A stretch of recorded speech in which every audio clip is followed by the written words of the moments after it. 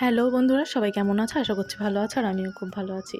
তো আজকে দুপুরবেলা রেডি হয়েছিলাম একটু রিল শ্যুট করব বলে। তো তারপর দেখো কারেন্টই চলে গেল। মানে ভগবান আমার সাথ দিল না, দু একটা ভিডিও বানানোর পরেই কারেন্ট চলে গেল। তারপর তাতান ঘুমাচ্ছিল, তাতানকে হাওয়া করছিলাম। এদিকে প্রচণ্ড মেঘ হয়েছিল আর ছাদে ছিল জামাকাপড়, ছাদে খুব তাড়াহুড়ো লেগে গেছিলো। তখন ছাদে জামাকাপড় তুলতে যেতে হতো, এদিকে তাতানকে হাওয়া করতে হবে। তারপর ঝড় উঠেছে, মানে ভীষণ একটা বাজে অবস্থা হয়ে গেছিলো। এদিকে জানলা খুলছিলাম যাতে তাতানের গায়ে একটু হাওয়া লাগে, কারণ জামা কাপড় তুলতে যাব, তাতান উঠে যাবে। তারপর দেখো ফ্রেশ হয়ে চলে আসলাম ছাদে জামা কাপড় তুলতে।